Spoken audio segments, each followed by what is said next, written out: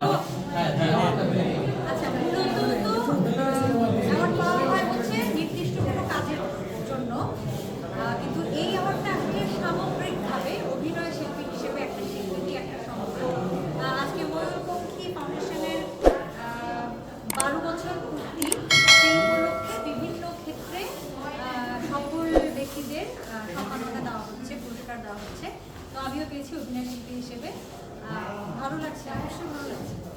আচ্ছা, আমরা দেখলাম আপনি অ্যাওয়ার্ড দিলেন এবং অ্যাওয়ার্ড দিলেন, মানে কোনটাতে আসলে অনুভূতি ভালো ফিল করেন? দুটি অনেক বড় বিষয় আসলে।